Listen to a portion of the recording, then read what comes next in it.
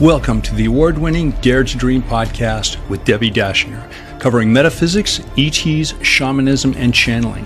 Here you will find spiritual inspiration from today's thought leaders, along with cutting-edge insights from our interstellar brothers and sisters and ancient shamanic wisdom. Now, here's a new episode of Dare to Dream with your host, Debbi Dachinger. Hello, beautiful people. Debbi here. And today on the show, I will be speaking with author, keynote speaker, clairvoyant, astrologer, and mysteries expert, TRICIA McCANNON. We're going to be talking about awakening the divine, a lot of conversations with her on mysticism, healing, and hidden histories. I'm excited for this one, and thanks for being with us today. Dare to Dream podcast won 3 Talk Radio Positive Change Awards, the COVR Award for Best Podcast, Welp magazine named Dare to Dream one of the top 20 best podcasts to listen to, and it's high ranking on Apple Podcasts.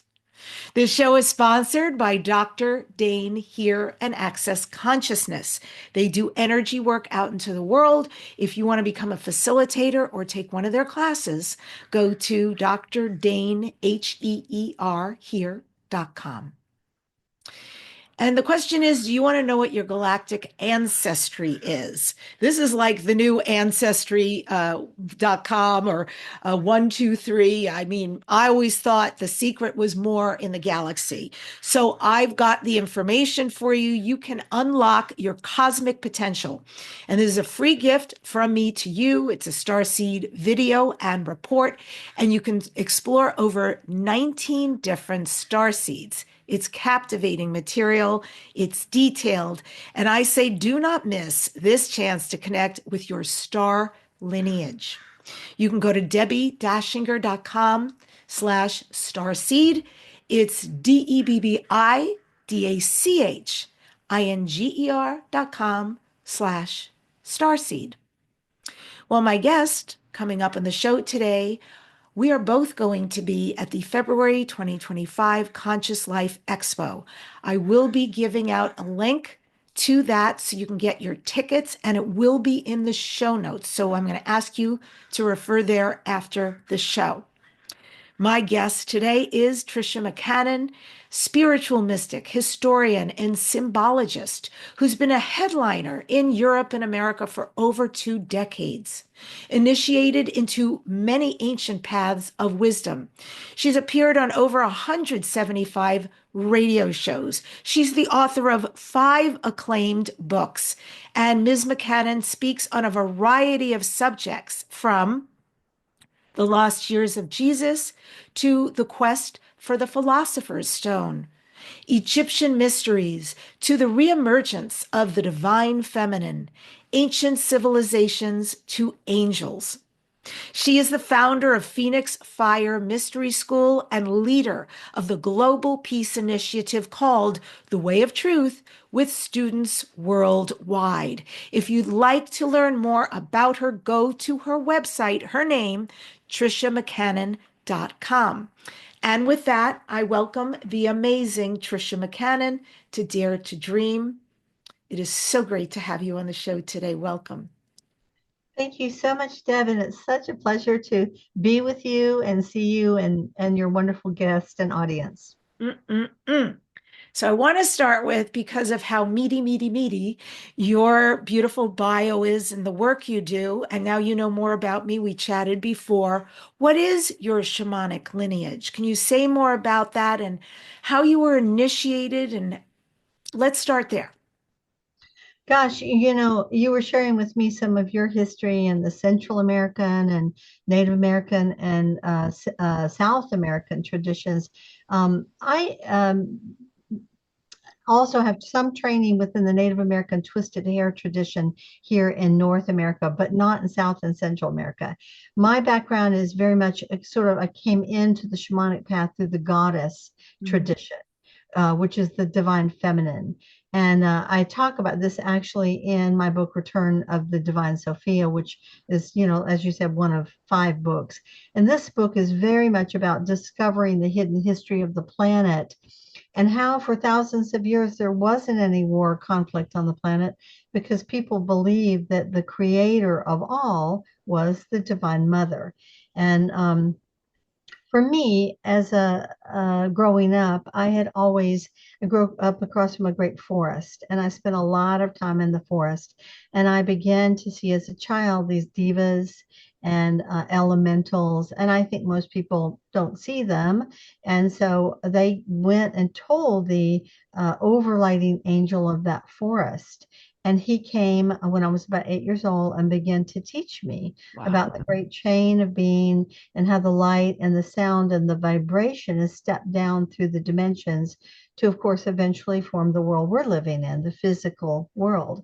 And so he was one of my first teachers. And then growing up in my, great American dysfunctional family, like so many other people, I wound up doing a lot of praying that someone wiser than myself would show up. And so I began to have this guardian walk by my side. And for the longest time, he would not show me his head. And later, of course, I was to realize that was because it was the head of an eagle, even though the body was the body of a human. And when I was 19, I met a lineage of masters called the Sahaji or Viragi masters. And this is an unbroken lineage of masters they've incarnated in every land of the world, from Persia to the Far East to, Egypt to, England to America and the Americas. I was initiated at the age of 19 in this lineage. And that lineage of masters teaches basically that the three highest principles are love first, sound second, in the beginning was the word, and light third. These are the three purest ways that we can know the divine. And this made perfect sense to me because, of course, now science knows that, there's what they call phonons, which is vibration and sound, and they turn into photons, which is light. And this is, of course, what the mystics and the masters have been saying for thousands of years. And this eventually falls into, let us say, in the higher dimensions, what we would think of as the sacred geometric templates that allow the worlds of form in the third and fourth and fifth dimension to be created. So that was my initial. I'm still very much in that lineage of masters. But then when I was 27, I met my shamanic teacher, and she was trained in the Native American twisted hair tradition and many other traditions, including the goddess traditions. And so I began to be trained in those traditions as well, including the Egyptian traditions. That's the Celtic, European, and the Egyptian are very strong. I'm not really trained in the African traditions. That's a whole nother, I know Yemaye and Oshan, but that's a whole nother tradition. So, there are wisdom keepers in nations and cultures around the world. And I think it's important for us to listen because even though they've created different, let's say, ceremonies or traditions, in the end, all of the streams go into the great river that go into the mighty ocean of love and mercy, which is what the masters call it. And do you utilize shamanism today in any of your practices, both either personally or professionally? Yeah, as a clairvoyant, I work very much in the Christ energies and the Divine Mother, the Divine Father energies. And I have done probably 6,000 readings or more for people all around the world. But I do a lot of healing work with people. The clairvoyant work I can do over the telephone if I have a photograph of the person or a Zoom call. But the healing work, I actually have to work with them in person. And so when I'm trained in a lot of traditions, and some of the shamanic work would be, for example, using a sage or crystals or pendulums to measure energy fields. And then once you make these shifts with people, you can remeasure the field and see a qualitative difference. So in the Native American, they have what are called the four sisters. I don't know if you've heard of them, but they're basically sage, which cleans the field, white sage, sweetgrass, which harmonizes and balances the field, cedar, which grounds the field, and tobacco.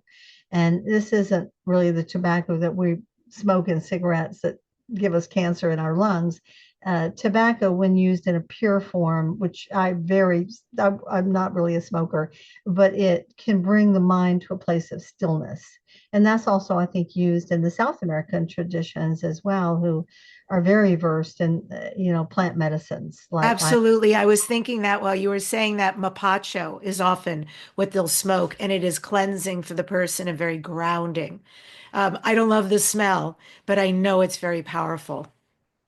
Yeah, it's interesting. The indigenous people lived very close to nature, and when you are not distracted by all the things we're distracted by in our modern world, like making a living and traffic and noise and all the things that keep us in a beta state, when we are able to really sink into that deeper state by being in nature, our natural perceptual abilities begin to open.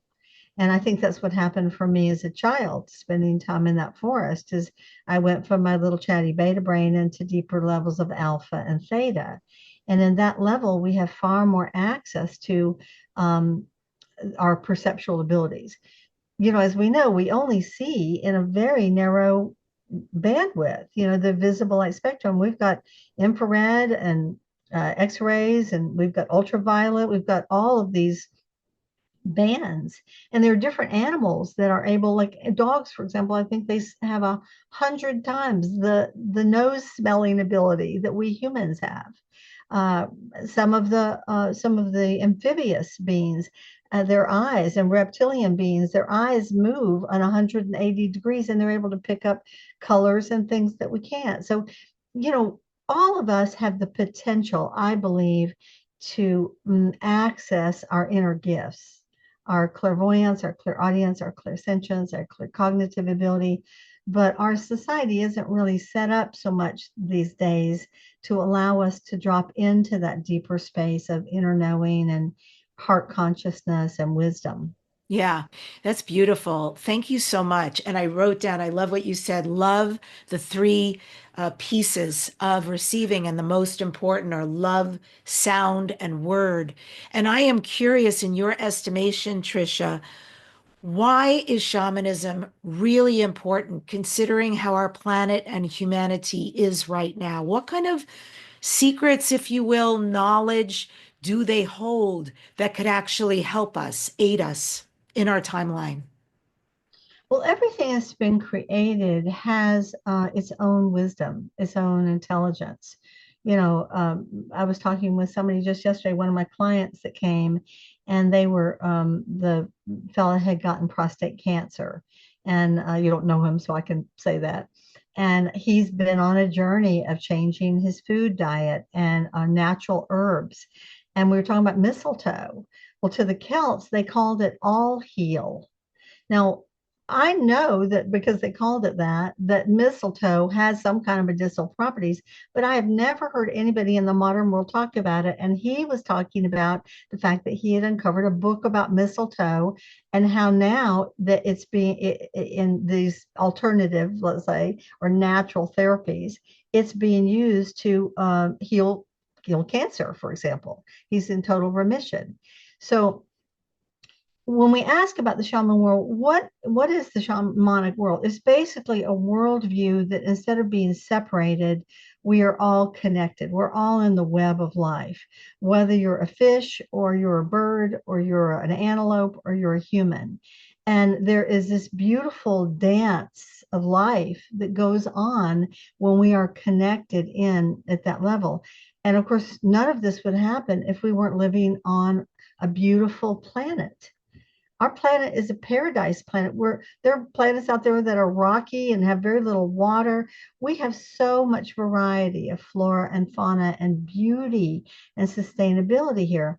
But if we're not tuned in to this sort of organic balance, this dance, where the humans are not meant to be the dominators or the rapers or pillagers, we're meant to be one of many intelligent species on this planet, and to live with respect and balance, whether it's to the dolphins and the whales or the eagles or the rabbits, or how we treat the land, how we treat the crops, the GMOs. I'm not a fan. The plants are meant to produce their own seeds. There's a cycling, a natural cycle. When we interrupt this cycle, we throw everything out of balance. And it's one of the beautiful things to me about the shamanic teachings, for example, of the twisted hair. They have these wheels that are, the seven directions. East, the sun rises in the east. South, it's kind of the grounding in the south. West, it's kind of the blue-black energies of the Western Ocean, and then white, which is the north, which is the snow-capped mountains. Now, different traditions look at the colors differently. In the Native American tradition I was trained in, it's golden in the east because the sun is golden rising. It's a place of new beginnings. In the south, it's red. It's the red lands, the hot lands. It's, and it's where, so the east represents sort of the power of love, the power of the beginning of everything. The south represents the children and the animals. The west represents the secrets and the mysteries, and women, the place of women. It's also the place of power. It's the place of the mystery schools. And the north represents the teachers. It's sort of the great white brotherhood or sisterhoods, those more evolved beings that periodically come to earth to try to bring the consciousness up. And then, of course, there's the below, there's above, and there's the center. So depending on the tradition you're working in, if you're working in, let's say, a Wicca tradition, it would be male and female in each department. If you're working in the goddess tradition, it would be the different goddesses like Gaia or Demeter in the south, and Mary, the sweet love goddesses like Mary and Mary in the east. Mary Magdalene has been hidden in the west for centuries, 2,000 years. She was just turned into a prostitute, which of course she wasn't at all. And now she's finally moving back into the north because there are people that are beginning to bring her real history forward, which I'm so happy to see. The below, if you choose to use the below, I do use the below, the above, and the center. The below is the tetralogical energies, the fairies, it's the elementals, it's also the dragons, but you have to be very careful when you call those dragons. You only want to call like good dragons because, there are some wonderful dragons out there. I love the dragons, but there are also some that are not so good. So I would not do that unless you're really experienced and you know what you're doing. The above would be the star nations, okay, and it can also be the angelic kingdoms. And then the center is really the heart. It's really, and of course, it depends on your tradition. When I call the center, I would call in the Christ energy. I would call in Spider Woman, who is the center of the grid, who connects everything. I would call in the Lady of the Lake, because when you enter the energies of the Lady of the Lake, literally, it is a direct portal to the ocean of love and mercy. There, at every dimensional level, there are these sacred lakes. And so you can just go, it's like, you just went around the board, you went right through the center up into the ocean of love and mercy, which is the place before there was the worlds of form. Okay, let us say, Atum or Sugmad or the divine, the great spirit of all, before the worlds of form were even manifested. It's it's an amazing place. They call it the plenum in philosophical, languages. But when you call a circle, why would we call a circle? First off, we're honoring all the different kingdoms. We're honoring the plant kingdom, the mineral kingdom, the crystal kingdom, the human kingdom, the flyers, the crawlers, the swimmers, all of them.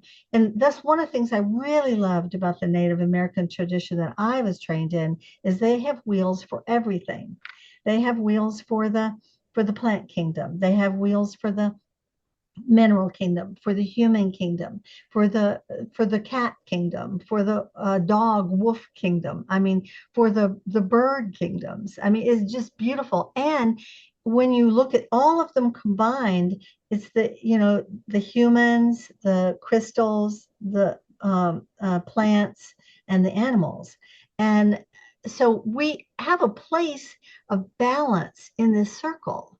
And when we think that we have the right to destroy the land, the oceans, the air, the water for greed or profit or, get rich quick or, I mean, we have really lost sight of what's going on here because right now, this is the only planet we have.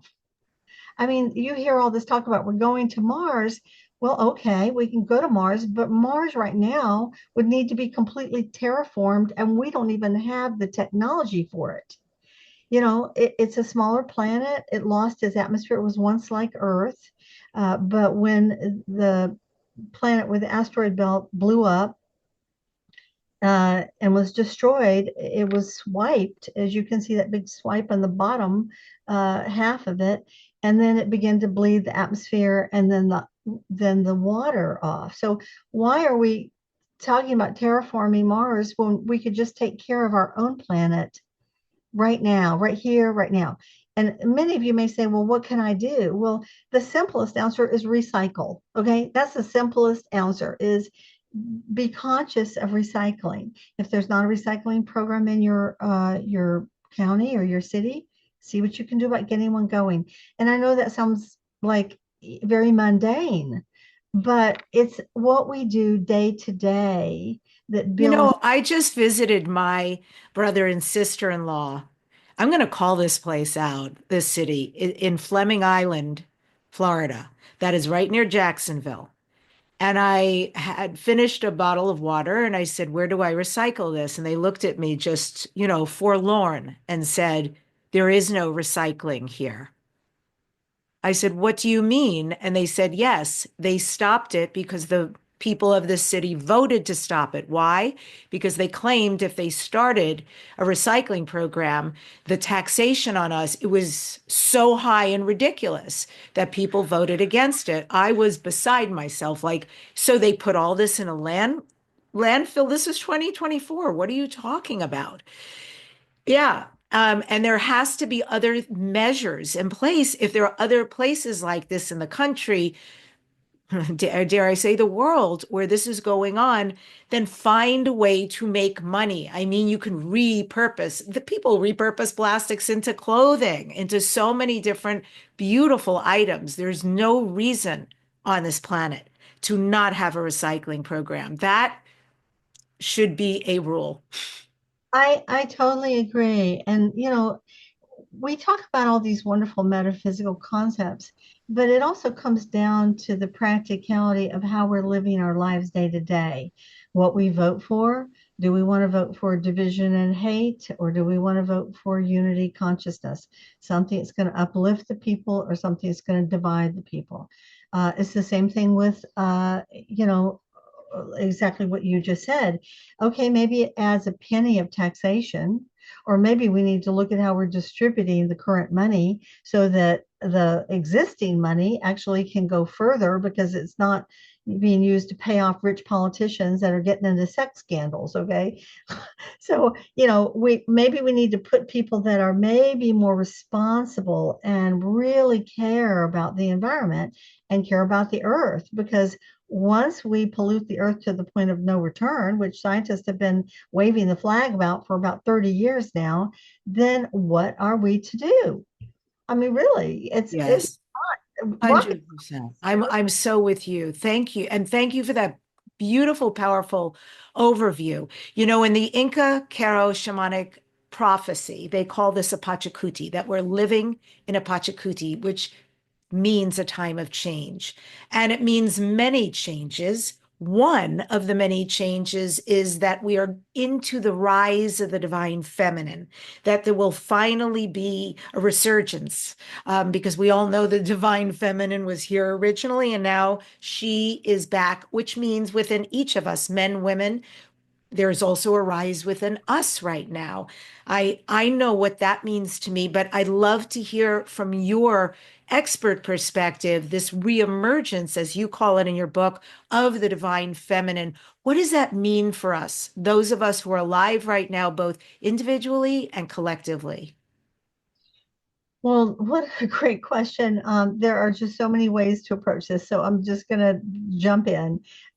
First off, for thousands of years, people did believe that the creator of everything, God, as we would call it, or the goddess, was the divine feminine because they could observe in nature that the only one that ever gave birth was the feminine, whether it was humans or animals. Maybe the earthworm, is androgynous, okay, but pretty much everyone. And so that makes sense. It's logical. It's just like when we say the Father, Son, and Holy Ghost. Well, wait a minute. That's not right. It's the Father and the Mother that come together that make the child. That's the real Trinity. Okay. But the mother got relegated to a Holy Ghost. Okay. Yeah. She's been ghosted, right, by the patriarchy. So, it's really meant to be the Holy Spirit. That's really more the daughter principle or the Shekinah. So what happened to the darn mother that's going to give the birth? Okay. The patriarchy just took her out because they were, I guess, scared of her. And that's a shame because there's really nothing to be afraid of. Motherhood, just like fatherhood, is meant to be sacred. And within each one of us, we have a masculine and a feminine side. We have a left and right hemisphere of the brain. We have a logical brain and we have an intuitive brain. We have the mental processes and we have the feelings. If you just have one without the other, we're out of balance. And that's part of what happened to our society is we got locked in war about 4,000 years ago in the age of Aries, and it was war, war, war, and more war. And then in the age of Pisces, it became religious wars. The Roman Empire became the Holy Roman Empire and so forth. And so in the name of Jesus, poor Jesus, they murdered 50 million people. I mean, at first they called them heretics, and then from the late 1200s on, after the massacres of the Cathars and then they went after the Templars in the early 1300s, 1307. Then they started calling them witches, okay, which were really healers and herbalists. And a lot of these were women that the men, their husbands had been sent to war, their sons were sent to war. And then once all the men were killed, they weren't allowed to own their own homes. So the only place they had to go was either go in with their relatives or go live in the woods. And then, of course, it became the guilty story. Like, they're gathering, wood to stay warm in the woods and berries to eat. And so they became sort of the shadow for the church, and the church didn't want them. So they decided to get rid of them by calling them witches and killing them all and taking the land. Yes. Okay. So, we had about 6.5 centuries of the Inquisition. And in fact, the last Inquisition was in the mid 1800s. That was when the last woman was burned at the stake, which is just like, yesterday. It's unbelievable. And of course, if some of the people that are trying to get into power now get into power, it's going to be the same thing. Let me tell you, you don't have control of your body. You're not allowed. This is like what was that story? The Handmaiden's Tale. Okay. Yes. I'm going to control who I breed you with, and I'm going to control whether or not you have only these kinds of children. I mean, it's just crazy making. So I want to say a few facts that most people don't know. And I remember I was stunned when I found this out. I remember my shaman teacher told me this, and I was like, what? I didn't learn that in Sunday school. So, what I discovered was in the 1950s, they discovered that all mammals, humans and every other mammal out there, are created biologically female first. I was like, what? It's true. This is The true. existence of the male is because of the release of an additional androgen. Mhm. So, in other words, biologically, the male is a subset of the female. Mm. That's the opposite of what I was told in Sunday school. I was told, hey, Adam's the man, okay? They took the rib. So she's going to suffer and be subservient and be, under his, control for the rest of eternity because she's like, subservient. Well, in the first place, men and women, neither one should be subservient. Okay. I'm a great champion of the sacred masculine as well as the divine feminine. We need them both. And I often think of like, okay, if it was a fort and it was just women in control, you know, the doors would be open, everything, they'd be having a wonderful, colorful bazaar with clothes and earrings, and they'd be like, come on in. If it's just the masculine, it's going to be sterile. Everything is going to be precise and ordered, and they're going to shoot anyone that comes close to the fort, even if it's a friend. So we need the masculine and we need the feminine to be partners in balance. We need to use discernment, and we need to have a certain amount of structure and order and logic, but we also need our emotions, our heart, our feeling, our compassion for one another. Yeah, thank you. That is so beautiful, so comprehensive. And I also know it's going to be about us receiving, remembering, coming out of the industrial, active, busy age into way more of the being, meditative, healer age. There's going to be huge changes, and we are in the midst. We have big shoulders that we all chose to be here at this time. And I'm really curious also, Tricia, because your bio mentions that you are a symbologist. And what a great word. And I just want to say for the audience, what is a symbologist? So this is somebody like Tricia, an expert, who studies symbols, and especially those that have been used in ancient religious or secret societies. So I'm wondering, Tricia, in recent years, what's the most incredible symbolic communication or systems of symbols that you have uncovered? And I'd love it if you tell us about it. Well, let me explain that, you know, before recorded history, what we think of as recorded history, you know, mainstream, there were very advanced civilizations that lived here Yes. in the time of Lemuria, and that was one where we had reached much more the kind of shamanic, universal consciousness of connection with the oceans and the weather and the animals and so forth. We were living in a lot more balance in Lemuria. Uh, in Atlantis, more the masculine began to arrive, but again, for a long time, it was in balance. It really was.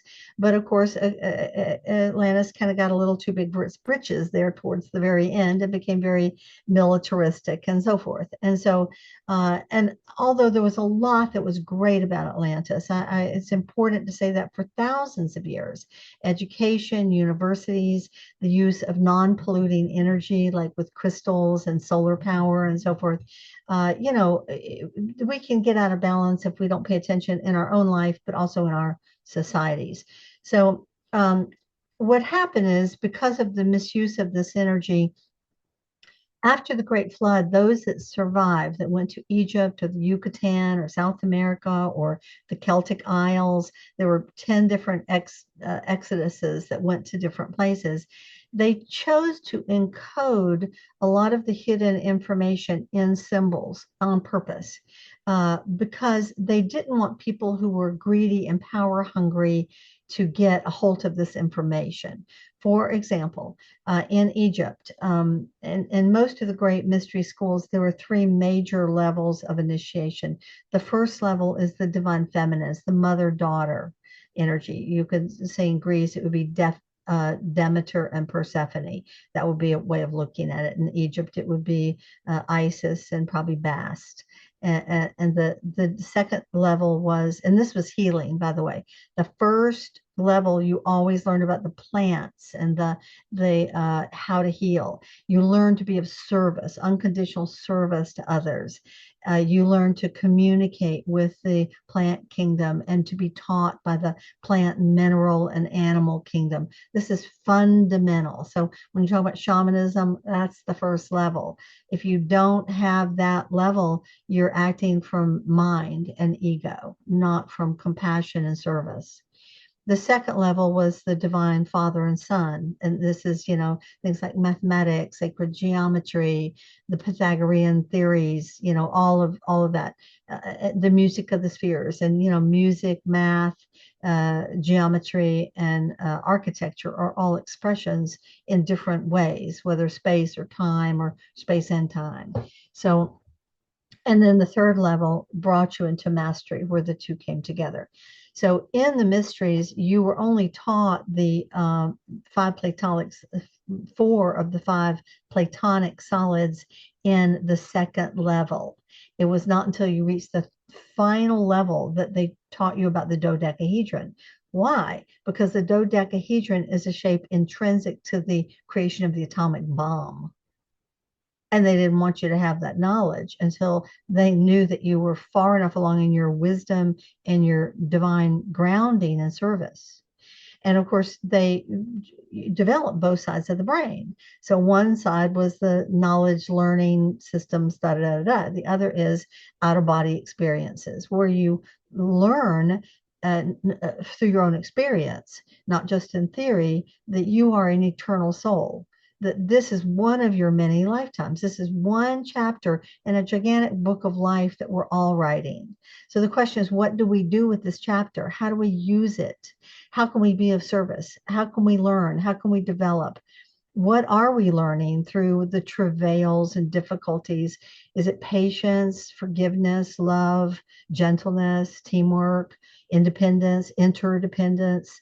What is it we're learning in any life? And that matters, because even if you don't think of yourself as very advanced, certainly whatever situation you're in is giving you a chance to learn. And when we die and we go and meet that being of light through that long tunnel, some people think it's an angel, some people think it's Jesus, so forth and so on, whatever we project. But one of the hidden teachings is that this is actually our angelic higher self, our angelic twin. And this is a hidden teaching that Jesus knew about and even is known within the Catholic Church. There is an inner order of priests and cardinals who have they've had a sacred ceremony to try to marry their angelic twin, which is really them. And the first question that higher self asks us is, how did we do? And suddenly there's a life review as we download how we did with all of our wonderful things and all of our boo-boos, as they say, all of our mistakes. And of course, people like my friend Daniel Brinkley and myself, I've also died and gone to the other side.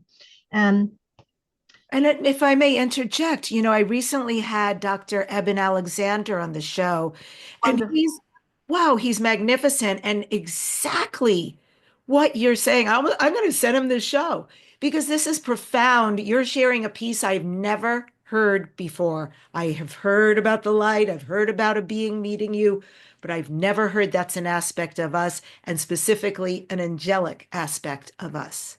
Very powerful. And everybody has one of these. It's who we really are, even though we may be, really turned around or messed up or confused or a drug addict or whatever we are down here, who we really are these divine aspects of God that, the divine has sent itself down here to experience. And of course, hopefully for us to awaken within the material reality and enlighten matter. That means not to just leave the body, which is always a great experience if you get to go into the higher realms and study with the masters and the temples of golden wisdom. And, we do this in the Way of Truth. And if any of you are interested, you can go to the wayoftruth.com website and check it out yourself. But also to bring that light into ourselves, to awaken the light in matter, to enlighten matter. And this is when you were talking about this age that we're in. And I had a great conversation this morning with a dear friend of mine in California who we were talking. She was like, well, I thought we were past all this division and hardship and politics. And, for the last 30 years, so many of us have been working to bring more consciousness into the world. And I said, look, we're at this place where the old paradigm of control, power, suppression, war, conflict is fighting tooth and nail to stay in control, to keep us in these conflicts, to keep us in this confusion and this doubt and not knowing what's true and not knowing what's not true. Yeah. All you really have to do to know that is to go into your heart. And if it brings joy, if it brings unity, if it brings kindness, if it brings love, and then it's the right path. If it brings hate, anger, blame, criticism, lack of self-responsibility, then it's the wrong path. It's really pretty darn simple. It's not the mind, it's the heart consciousness. When you say these ancient civilizations that left behind symbols, are you speaking specifically about petroglyphs, about caves, and things like Graham Hancock has a current new season out on Netflix where he's showing these amazing ancient sites around the world, and he's showing these very things, these symbols, and what they meant. And is that what you're referring to? Yes, somewhat. Graham's great, by the way, and also Eben Alexander. I just want to put a hurrah in for him. I remember reading his story when it came out in a magazine, and I got his book. I bought 10 copies and sent him Christmas presents because his story was so beautiful and remarkable and so authentic. He was like, in a place where he was not in balance in his life, and he had this profound near-death experience with encephalitis, and it changed everything. And he had the courage as a brain surgeon to come back and write it. So, I just want to give him a shout out because I think that this is a time that is asking for us to have courage. And I know a lot of people who want to come forward about things in the world, but they're working, let's say, for the government, or they're afraid they're going to lose their job, and how will they support their children and pay their mortgage payment and so forth. So I just want to say it's a time when we are being asked, as they say, the rubber meets the road, where we are being asked what is most important in this time is adding your voice to the greater chorus of voices that want to change the world for the better. So to go back to your question about symbols, yeah, Graham is great, and his wife too, lovely photographer. We've been friends on the circuit for a long time. I haven't seen his new series on Gaia, but Hermetics is, let me just give you one instance. The Ankh. Most of you know what the Ankh is. It's a cross with a loop at the top, okay, or Vesica Pisces. So let's talk about just some of the multiplicity of encoded wisdoms that when you study one of these, it opens up like a hologram and opens up these levels of aha awareness in the higher realms. So the vertical line can represent the earth and the heavens, right? But it can also represent the spine, that we raise the kundalini from the base, the life force, up into the medulla oblongata to awaken the pineal gland and the thousand petal lotus at the top to be able to leave the body and have a transcendent experience. The horizontal line can represent the balance of the left and right hemispheres. And of course, they come together at the third eye here. As just as Jesus said, when you make the two eyes into one, the inner into the outer into the inner, the male into the female, and the female into the male, then you shall see the kingdom of heaven. He was telling us right there in the Gospel of Thomas, the spiritual technology to awaken our third eye.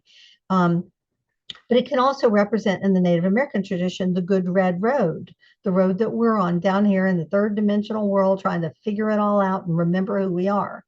So it's this balance between the above and the below, the male and the female, the left and the right, that brings us into the heart center. Now at the loop is a Vesica Pisces. The Vesica Pisces is formed by the merger of two circles. Okay, the Divine Mother, Divine Father, male and female, that awakens the third eye. So it also, of course, is the shape of the seed, isn't it? All seeds are that shape. It's the shape of the yoni, the woman's yoni, from which new life comes. The shape of the end of a man's phallus, where the seed of life comes out. It's a doorway that we enter, that when we're coming down from the worlds of spirit is when spirit comes into the worlds of matter to create life. So when Jesus says in the Bible, it's easier for a camel to go through the eye of a needle than a rich man, who's of course attached to his material world, he didn't use that phrase carelessly. The eye of the needle is what? It's a Vesica Pisces. So it represents the awakening of the third eye, which allows us to, that can only happen when we balance our masculine and feminine. So how can we do it? We raise the Kundalini, we awaken the third eye, and we're able to leave. You add that, for example, to the caduceus, which is basically, a rod with a ball at the bottom, the life force, a ball at the top, the wings on it, and the Inda and the Pingala. There's the central nervous system and the sympathetic and parasympathetic nervous systems that go up the caduceus. This is again a symbol that represents the spiritual technology of enlightenment. We fly free from our bodies when we activate our circuitry. Does all that make sense? Yeah. I'm just loving this conversation, to be honest with you. Thank you. Of course it does. And it's very powerful information. I actually think this is really, really relevant right now. And here you are, Tricia, you've researched the hidden history of humanity's extraterrestrial origins too, which, I love. Can you share any surprising discoveries about which alien races seeded our DNA and why? Wow. Okay. You just like go right for the juggler there. She's not beating around the bush. So let me just say that all of us are far more complex than we realize we are, not only as souls beyond the worlds of form, but even in the third dimensional world. So let me kind of give a little bit of overview with this. First off, many of you may know that there are different dimensions. Okay, for example, when we die, we're no longer in this dimension unless we're a ghost and hanging around down here. We go into the astral plane. But every one of these dimensions has different layers to it. We can call those layers densities. So our planet for a long time now has been in about 12,000 years, has been in about the third density of the third dimension. But actually, long ago, we were in a higher density in the third dimension. Okay, and so at the time of Lemuria, and Lemuria was primarily seeded by people from Alpha Centauri, Beta Centauri, Proxima Centauri. They look just like us, but they were more unity consciousness people, more telepathic, and they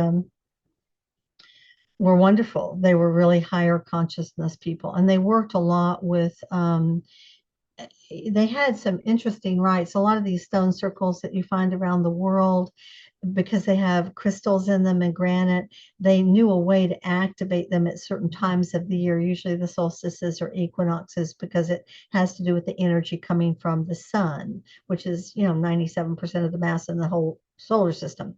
And they could open an interdimensional portal and allow the initiate, usually between the age of 12 and 16, to go through to the other side, so that that initiate would experience a unity consciousness. And then once they had experienced that, and when they came back, they would not want to make war on anybody. They even in competitive races, they weren't going to make that person their enemy, because they had experienced that all of us are part of the whole. When we hurt one another, we're really hurting ourselves. Now, maybe we don't know it, but as they say, down to the last grain of sand, the law of karma, that which we do to others will be done to us. And so maybe not in this life, but in some life, believe me, it will happen. So that's how we learn lessons, by walking in someone else's shoes and gaining compassion. So long ago, this galaxy, there's a lot of beings in this galaxy, and the human form is one of the major ones. Okay, some version of us, and with different colors. And for example, in the Lyran system that was seeded about 22 million years ago by some other galaxies, including the Perseus galaxy, the Andromeda galaxy, the Pegasus galaxy, and so forth. They seeded the human genome in the Lyran system. Now, Lyra has 12 suns in that system, but this was a particular star that we call M43, I think. And it was very close to a very important stargate. And there were 4 major planets in that system, and there were 4 major strains of humanity in that system. Unfortunately, that system was invaded by a group of reptilians called the Shakar reptilians, very aggressive, very violent, about 88,000 years ago, and it created a big exodus. So that human species went out to many systems, from the Pleiades to Arcturus to the Aquarius, Cancer, Aries, the Sirius system, many systems. So depending then on the planet, the energy of the planet and the frequency of light that is striking the person or the life that lives there. Remember, they're young suns that are blue stars, middle life stars like ours that are gold stars, and there are red stars, which are older stars. The frequency of light, to some degree, determines how the human genome adapts. So we have many colors. We have brown skin people and black skin and green skin, a few green skin, yes, shocking but true. Some blue skin people like you hear about in the Vedas, some more violet tinted. We're pink skin. I don't know why they call us white, but we're really pink. Who should call us the pink people? Okay. Instead of the white people. Maybe there's some real white people out there like albinos, but we're just the pink people. Okay, so there's, you got everything. You got brown eyes, you got blue, you got green, gray, you got everything. So we have a very adaptable genome, thank goodness. Okay, but of those four races, there was a race that was probably about 10 feet tall, someplace between 8 and 12 feet tall, but average about 10 feet. They had red hair and pretty white skin. Those were called the Nori. And they came here a long time ago, like 2 ice ages ago. And they lived in the Arctic. And later, they're the ones who started the Hyperborean civilization, which we don't know very much about, let's face it. Who knows, they could have even been, the Norse gods. That could have been Anunnaki, or it could have been them. But eventually they moved into Atlantis, and then they dispersed to North America and Central America. And in North America, they became the mound builders. And this is why we found all these skeletons that are, 8, 9, 10, 11, 12 feet tall with red hair and mummies, mummy wrapping. And they had huge pearls. I mean, they had pearls as big as tennis balls. Okay. They found so much stuff. And there's some great books about this that are out there, the giants of North America. And when De Soto and Cortez and all those Spanish conquistadors came over here, they found these tribes of people that were 10, 12, 13 feet tall and were nice. They were really nice people. They weren't making war or anything. They could carry big old boulders, 350 pounds. So, and then we have, like in South America, you have a group that were called the Ramay, Ramay, the Ramay people. They're about our height, but they have those big old craniums that you see, all those skulls down there in South America, that there's wonderful shows on, Ancient Aliens about Brian Forster's one of the researchers about this. So they have the skulls like the Anunnaki with the large craniums, but they're only about 5.5 feet tall. They're the ones that brought the Mayan calendar to the natives who live there. They're the Lang people. They're about 2 feet high. They were in the Celtic lands a lot. They're like, not the fairies exactly, but the little people. They like shiny things, lots of shiny things, like that shirt you're wearing. It kind of looks shiny to me over here, but definitely they're playful, music, arts, dance. And they actually are very helpful. They kind of try to rescue people when they've been abducted by those crazy Naboo Greys that have been down here since the 50s, taking people, and now they've kind of been run off the planet mostly. So yay, some of those abductions are stopping. So there's a lot of people out there. It's a big universe, and but I want to just say we're in the lower worlds. And as long as we're in the 3rd or 4th or 5th dimension even, but let's say the 3rd dimension with all of its different layers, because a lot of these groups are at the 5th or 6th or 7th or 8th or 9th or 10th or 11th density, like the Arcturians are very high. They're up there in the 11th density of the 3rd dimension. So these vibrational densities, the higher you go, you get to the point where the dark forces can't get to you as easily because they can't achieve those states of consciousness and vibration. And so, we are in a shift in the planet right now where the whole planet is moving up vibrationally into the fifth density of the third dimension, which is good. But the forces of darkness that have been running things for a long time behind the planet, a lot of them have been run off the planet, but we still have humans that kind of were going for the greed, power, control, war, conflict dramas.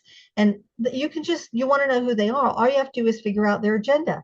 If they are into greed, power, war, conflict, and division, they're working for the wrong side. And so that group is, not thrilled that their, let's say, overlord reptilian gray masters have been driven from the solar system. So they are fighting tooth and nail, whether it's the pharmaceutical companies or it's the, gun people who let's just sell more guns. Who cares who dies? Okay. It's like, this is not very logical, except if you look at it in terms of greed and power. And so if you can just look at it from that point of view, who is into greed and power at the cost of unity, consciousness, and harmony, then it's not a difficult puzzle to solve. But as long as we are in the lower worlds, we're always going to be dealing with contrast. And this is how the soul learns. Basically, if you only eat hot fudge sundaes for the rest of your life, you don't have any other choices. You don't learn how it is to not eat good food, or you only eat whatever you consider to be good food, or bad food. You have to have enough contrast to be able to make the shift. Right.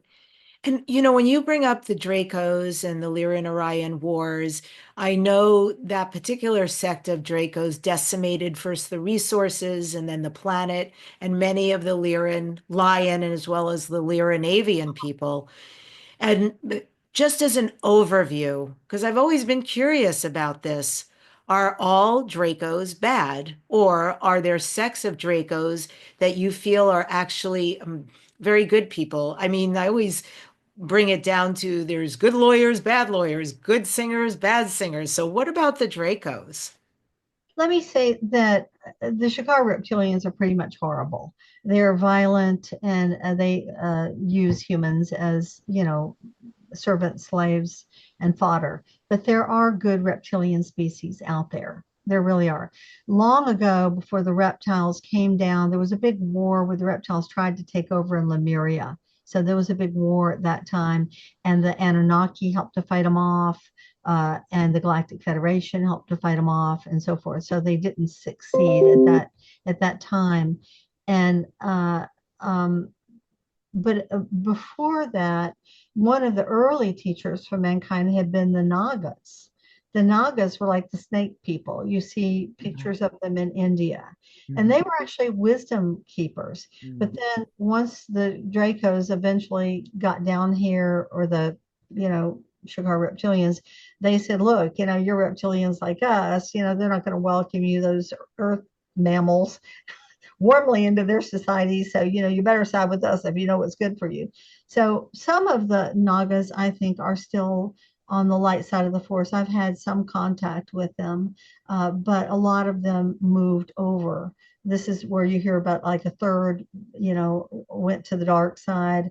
They kind of came more into this dimension, or this density level of the dimension, and they've worked with the Shikar reptilians.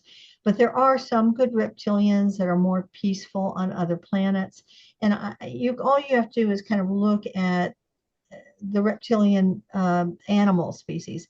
Little lizards are kind of nice. They're really cute. Those little geckos, those are cute as they can be. And there's others. And then and many snakes, like the black snake eats rats. Okay. There's only like 5, I think, poisonous snakes on the planet.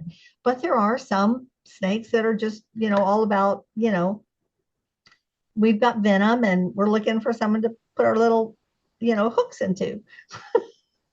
Yeah, and then there's boa constrictors who will eat a human live. So yes, that's a really good way to put it, to look at the animal kingdom, because after all, they are reptilian. And so they're, I'm sure, descended at some level from the reptilians. And then I want to ask you, Tricia, about the Anunnaki. So I know, for the sake of conversation, I'm going to say we, as in including the audience, we know 450,000 years ago, the Anunnaki came here. They had a problem on their planet. They came to mine, Africa specifically, went for gold. They didn't want to do the labor, looked at what were humans at that time and said, they could be good labor. Let's mess around with their DNA and switch the strands. They did. We acquiesced. And then we, euphemistically, ended up not living as long, having physical issues, not being able to bear children, etc. And then to our rescue came 5 seed races to help us out: the reptilians, the bird people, the avians, the felians, and the high-level light beings of Lyra. So we've got this incredible soup of DNA, which means there's not an us and them. I loved how you talked about the we earlier are connected to everything. And indeed, we're actually connected. We are hybrids. We are the extraterrestrials. So I know that Anunnaki group that did what they did, that was a particular sect that made that choice, not a good choice. We are of free will on this planet, and they were eventually recalled. How also, conversely, how have the Anunnaki been wonderful? What have we benefited from them, through them, in relation to them? Well, as you know, just like human beings, we have some very masterful, beautiful human beings on this planet, yourself included, and maybe many people in this audience that are listening. And you also have people who would sell their mother and all their children's souls for power and money. Same with the Anunnaki. You have people like Enlil, who really was all about power and control. And he really did not like the humans. He despised them and looked at us as lesser beings, and actually were afraid that we would develop and surpass them, as given enough time and enough mentoring. And then we have people like Enki, or Ea, Prince Ea, who was very much an advocate for the human race, wanted to teach us, train us, and see how we could fulfill our potential. And this has been kind of the age-old struggle. And if you really kind of look at these like almost imprints in our psyche, you see it, this struggle between the half brothers, reflected in the Cain and Abel story, in the English and the Irish, and the Jews and the Arabs, in the North and South Koreans. I mean, it's like in the Chinese and the Japanese. I mean, it's just like, you're looking in the mirror and that person's got to be your enemy. Okay. And so, unfortunately, we're still dealing with that today. You can see it in the Middle East so easily. So, to kind of continue with your question, the Anunnaki they accelerated our evolution genetically, but they also brought us writing, mathematics, architecture, metallurgy, music, medicines, herbs, plants. Our understanding of time, our understanding of numbers. They brought all the foundational arts and sciences they brought to us. Yeah. Did they mess up some? Yeah. Did they, get involved in their own little petty squabbles and wars and ego trips? Yeah. Did they bomb Sodom and Gomorrah and 3 other cities and make the Fertile Crescent of the Middle East a desert? Yeah. Did they make some mistakes? They did. But really, we're their children. We could have made the same mistakes. We go to another planet, we find a little species that's about 3 feet tall, and we're 6 feet tall, and they live for 20 years, and we live for 80 years, and they think we're God. Salami, baloney. Okay. And then there's squabbles that happen, between the astronauts. Okay. We're going to do it this way. No, we're going to do it this way. And, and so forth. So we're their children. So yeah, we can blame them, but we also need to give them credit for the many gifts that they did bring us. And I think that's real important, to be in a state of understanding and forgiveness, and also to, we don't have to worship them. I mean, it's just like, it's interesting, when you study the ancient world, which I've spent a lot of time, in a way, we are kind of like their children. And so first we worship them uncontrollably, I mean, without any question. Then we begin to get rebellious. Think about how the Greeks, they were scared of them, but they were still going to pull down their statues. And, you think of some of the story of Perseus and the city of Argos and so forth. So then we became rebellious. Then when they left us, we missed them terribly. There's literally letters from priestesses that are like, please come back to the temple, my whole meaning for life. I don't have a meaning anymore. Please come back. So we missed them. Okay. Then we decided we were going to deny their existence. They don't even exist. They are myths and legends. Those stupid, superstitious ancestors of ours made up. They never even existed. We are going to rewrite history, and it's starting 2,000 years ago. That's what's going to happen. Okay, we'll go back 3,000 more years. Oh, maybe 5, but we're not going back very far, because then we're going to have to take a look at who set the flood, which was Enlil, by the way. Who wiped out Atlantis? That was Enlil, by the way. Okay, because he didn't like humanity. Let's not tell the humans that they were very evolved in Lemuria and Atlantis, because then they'll get too big for their britches and think that they can do it again, and they'll be rivals to us. That's how Enlil thought. That's not how Enki thought, but he wasn't really in charge. So, so now we're at the place of, oh, we had parents? That's an interesting theory. Could you show me some proof of that? Okay, that's the stage we're in now. And so some people are still like, what? No, we got made out of mud and clay. It says so in the Bible. Or others were like, maybe we were beamed down here long ago. I mean, the story we're told is that we are cavemen. We're monkeys, and then we're cavemen swinging out of the jungle, and then poof, civilization, just add water. I mean, it is just not logical. Oh, that's great. And of course, there is proof. Scientists now have found genetic proof about our connection to the extraterrestrials. Now, specifically the Anunnaki.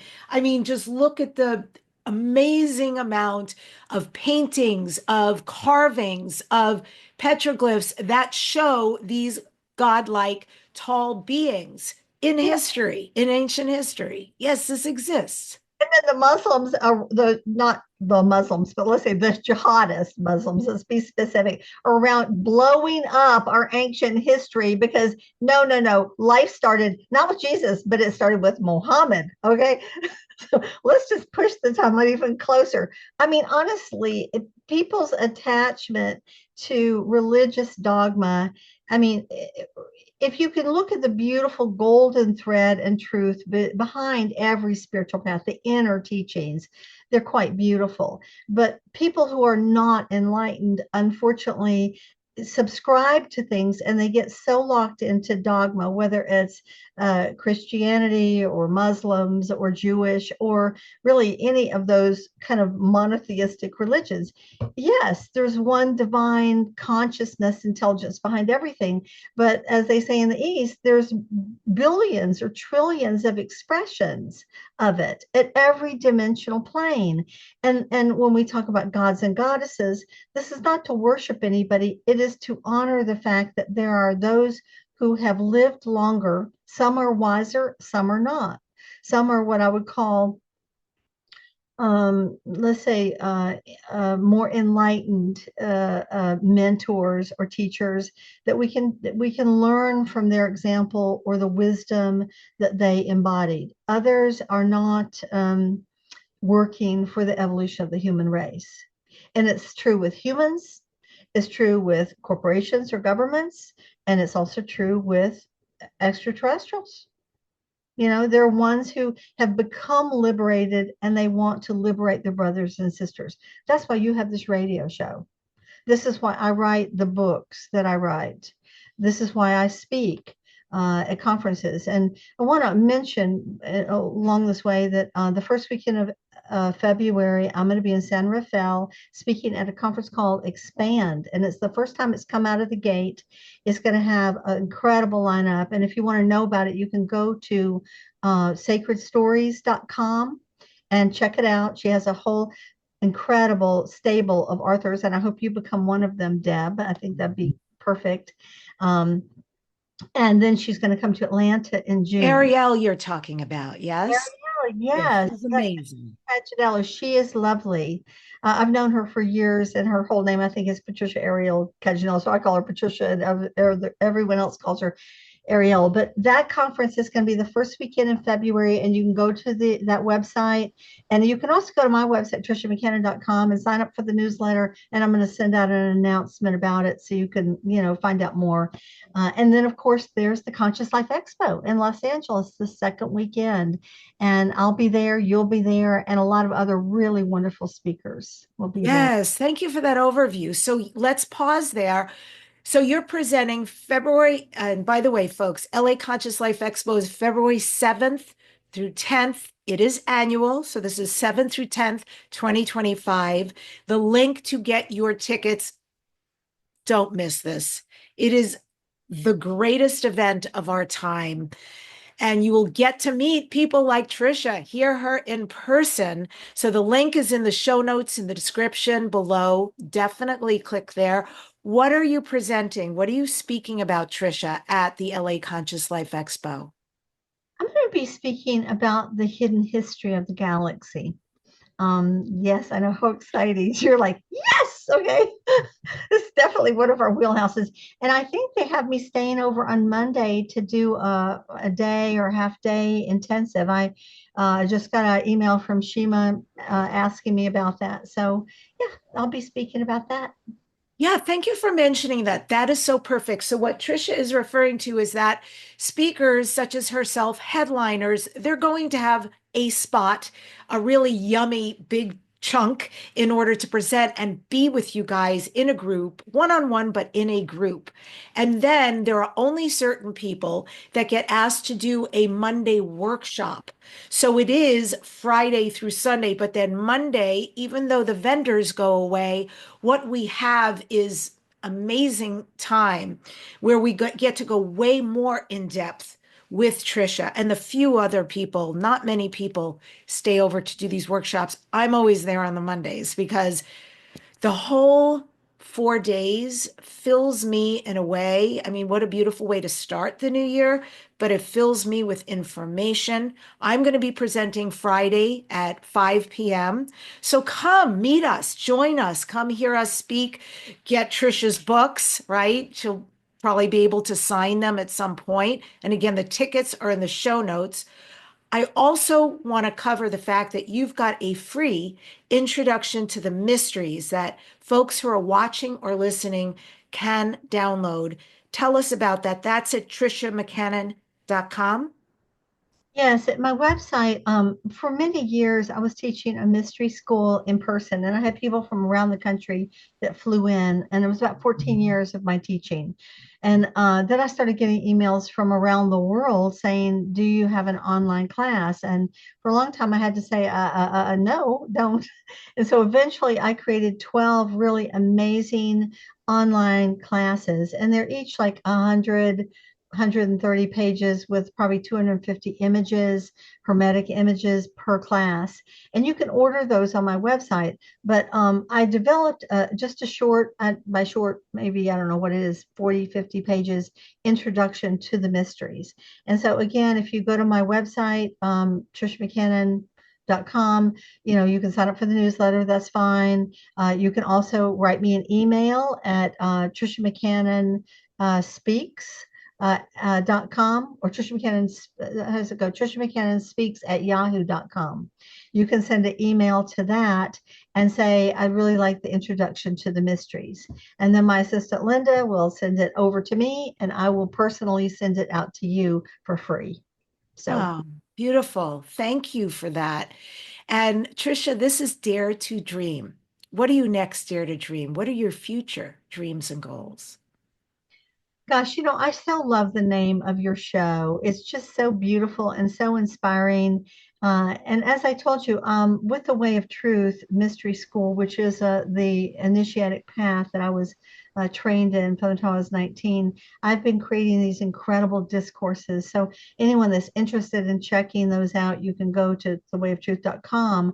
But one of the series was all about dreams, and the one I'm working on now is about the hidden history of the planet. And those are going to be probably my next couple of books. So that's kind of what I'm dreaming now. The series I'm doing now is called The World Dream. And it really explains how the society that we're in now is a result of a lot of conscious and unconscious programs. And, shows like this are about trying to reveal the hidden history that's laid in certain belief systems, some of which are wonderful and some of which do not serve us. Men are superior and women are inferior. That doesn't serve anybody. Doesn't serve women, but it also doesn't serve the men because they have to carry all the weight. How about partnership? That's just one of many. Another is that, we're the only inhabited planet in the galaxy. And now it's like the next thing was we're in a backwash planet that no one cares about. And the next thing is, no, actually, we were in the center of a whole lot of galactic activity. We're more important than we realize we are.